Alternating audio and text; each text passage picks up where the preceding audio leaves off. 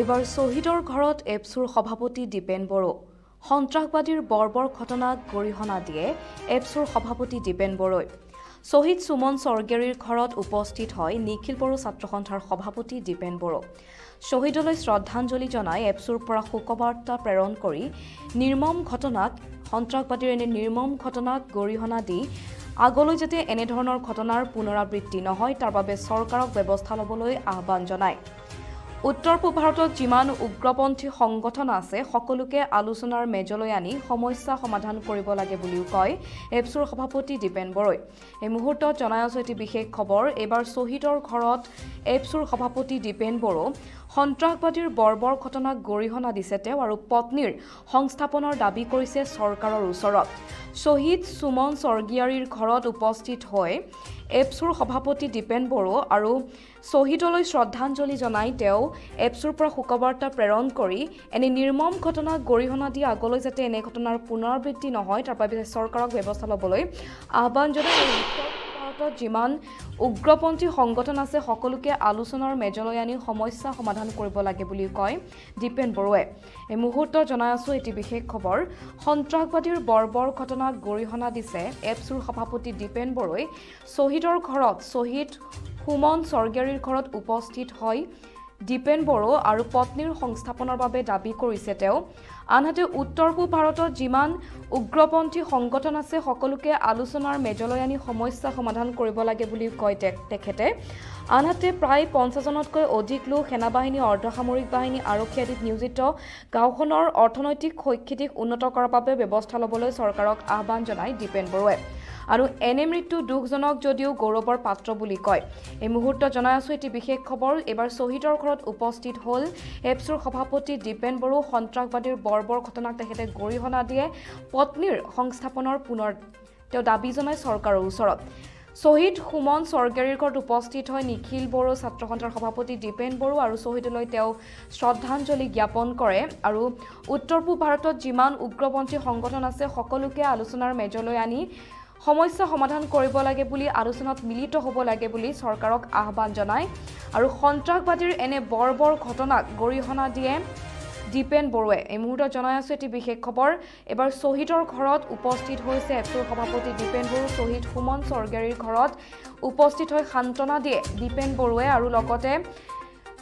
চৰকাৰক অনুৰোধ জনায় যে উত্তৰ পূব ভাৰতত যিমানকেইটা উগ্ৰপন্থী সংগঠন আছে সকলোকে আলোচনাৰ মেজলৈ আনিব লাগে তেওঁলোকৰ লগত আলোচনা কৰিব লাগে উগ্ৰপন্থীসকলৰ সৈতে আলোচনা কৰিব লাগে সন্ত্ৰাসবাদ সন্দৰ্ভত এই মুহূৰ্তত জনাই আছো এটি বিশেষ খবৰ এবাৰ সন্ত্ৰাসবাদীৰ বৰ্বৰ ঘটনাক গৰিহণা দিয়ে এপছুৰ সভাপতি দীপেন বড়োৱে আৰু পত্নীৰ সংস্থাপনৰ দাবী জনাই দীপেন বড়োৱে আৰু শ্বহীদ সুমন স্বৰ্গীয়াৰীৰ ঘৰত উপস্থিত হৈ এনেদৰে শ্ৰদ্ধাঞ্জলি জ্ঞাপন কৰে এই মুহূৰ্তত জনাই আছো এটি বিশেষ খবৰ আনফালে প্ৰায় 50জনতকৈ অধিক লোক সেনাবাহিনী অৰ্ধসামৰিক বাহিনী আৰক্ষী আদিত নিয়োজিত গাঁওখনৰ অৰ্থনৈতিক শৈক্ষিক দিশ উন্নত কৰাৰ বাবে ব্যৱস্থা ল'বলৈ চৰকাৰক আহ্বান জনায় দীপেন বড়োৱে আৰু তেওঁ এনে মৃত্যু দুখজনক বুলি আখ্যা দিয়ে যদিও গৌৰৱৰ পাত্ৰ বুলি কয় শ্বহীদ সুমন স্বৰ্গীয়াৰীৰ ঘৰত উপস্থিত হয় নিখিল বড়ো ছাত্ৰ সন্থাৰ সভাপতি দীপেন বড়ো আৰু পত্নীৰ সংস্থাপনৰ দাবী জনায় তেখেতে আৰু শ্বহীদৰ ঘৰত এনেদৰে উপস্থিত হৈ শ্বহীদ সুমন স্বৰ্গীয়াৰীক শ্ৰদ্ধাঞ্জলি জ্ঞাপন কৰে আৰু সন্ত্ৰাসবাদীৰ এনে বৰ্বৰ ঘটনাক গৰিহণা দিয়ে দীপেন বড়োৱে আৰু এই মুহূৰ্তত আপোনালোকক শুনাবলৈ লৈছোঁ এটি ভাষ্য বেদনাদায়ক ঘটনা যে যোৱা 13 তাৰিখে মণিপুৰৰ চুৰাচানপুৰ যি ঠাই সেই ঠাইত উগ্ৰপন্থীৰ বৰ্বৰ এম্বুছত আমাৰ অসমৰ সুসন্তান বড়োলেণ্ড বাসী ঠাকুৰকুছিৰ এই গাঁৱতে জন্ম হোৱা সুমন স্বৰ্গীয়াৰী শ্বহীদ হ'ব লগা হৈছে আৰু এই কথা আমি গম পোৱাৰ পিছতে আমি এই ঘটনাক তীব্ৰ ভাষাৰে আমি গৰিহণা দিছোঁ নিন্দা কৰিছোঁ আৰু আজি তাৰিখত আমি সুমন স্বৰ্গীয়াৰীৰ যি শ্বহীদ যি আত্মা ঈশ্বৰৰ ওচৰত তেওঁৰ আত্মাৰ শান্তি বা সদ্গতিৰ বাবে আমি ঈশ্বৰৰ ওচৰত প্ৰাৰ্থনা জনাইছোঁ ঘৰৰ পৰিয়ালক আহি পেলাই আমি লগ ধৰিছোঁ আৰু এখন এই ঘটনা যিহেতু দুখদায়ক বেদনাদায়ক আমি এটা শোক এটা বাৰ্তা আমি এটা প্ৰমাণ পত্ৰ আমি তেওঁৰ যি আমাৰ জুৰি বড়ো স্বৰ্গীয়াৰী তেওঁৰ যি পত্নী তেখেতৰ হাতত আমি অৰ্পণ কৰিছোঁ নিখিল বড়ো ছাত্ৰ সন্থাৰ তৰফৰ পৰা শ্বহীদ পৰিয়ালৰ যি এই পৰিস্থিতি সেই পৰিস্থিতি মোকাবিলা কৰাটো সহজ কথা নহয় কাৰণ এইটো অতিকৈ মৰ্মান্তিক ঘটনা আৰু ইয়াৰ কাৰণে আমি শ্বহীদৰ পৰিয়াল বা তেওঁৰ পত্নীৰ আমি নিখিল বড়ো ছাত্ৰ সন্থাৰ তৰফৰ পৰা আমি ঘৰৰ লগত আমি সদায় থিয় দিম বুলি আমি আশ্বাস দিছোঁ আৰু এই ঘটনা যাতে পুনৰাবৃত্তি নহয় আৰু উগ্ৰপন্থী বা এনেকুৱা এম্বুছ বা এনেকুৱা বম বাৰুদ গুলি বাৰুদৰ কাৰ্যকলাপ যাতে উত্তৰ পূবৰ পৰা নাইকিয়া হৈ যায় তাৰ কাৰণে ভাৰত চৰকাৰে কঠোৰতম ব্যৱস্থা ল'ব লাগে আৰু যিবিলাকে এই কাণ্ডবিলাক কৰি আছে মানুহ মাৰা হত্যা হিংসা এইবিলাক যাতে মানে নাইকিয়া হৈ যায় তাৰ কাৰণে তেওঁলোকে মূল খুঁটিলৈ আহিব লাগে আলোচনাৰ মাজত বহিব লাগে আলোচনাৰ মাজেৰে শান্তিৰে যিকোনো সমস্যা সমাধান কৰিব পাৰে যিহেতু বড়োলেণ্ড অঞ্চল বা বিটিআৰত বা অসমত এতিয়া শান্তি ঘূৰি আহিছে যিখিনি ইয়াত সশস্ত্ৰ সংগ্ৰামীসকল আছিল সেইখিনিও মানে এতিয়া মূল খুঁটিলৈ আহি নিজৰ নিজৰ ৰাস্তাত এতিয়া মানে কাম কৰিবলৈ লৈছে তো তাৰ কাৰণে আমি NSCN হওক PLA হওক বা আলফা হওক আজিৰ তাৰিখত আমি আহ্বান জনাব বিচাৰিছোঁ এপছৰ তৰফৰ পৰা যে মানে হিংসাৰ পথ এৰি পেলাই শান্তি আলোচনা বা মূল খুঁটিলৈ ঘূৰি আহিব লাগে যাতে কোনো আমাৰ নিজৰ মানুহ বা আমাৰ অসমৰ সুসন্তান তেনেকুৱা আধাতে মানে প্ৰাণ আহুতি দিব লগা নহয় বা নিজৰ মাজত নিজৰ সংঘাত সৃষ্টি কৰি পেলাই যাতে শ্বহীদ হ'ব লগা নহয় তাৰ কাৰণে আমি সকলোকে আহ্বান জনাইছোঁ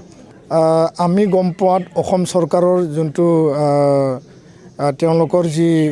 শ্বহীদৰ মানে যুদ্ধক্ষেত্ৰত বা কৰ্মক্ষেত্ৰত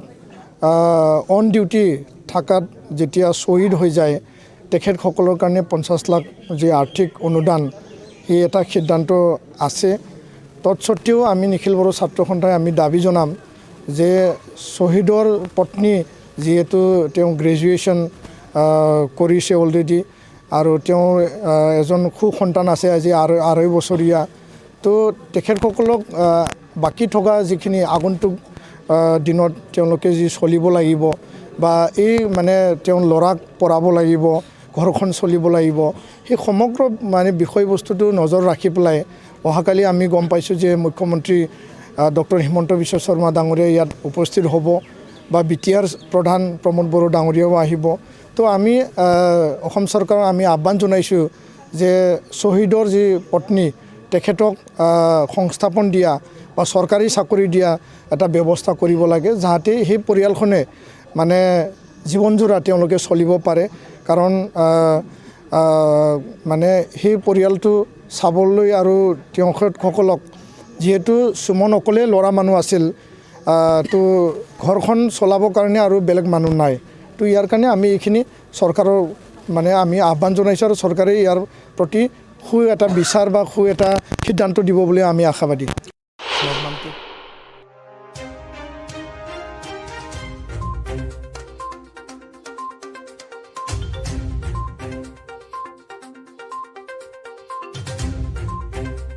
আপোনালোকে ইমান সময় শুনিবলৈ পালে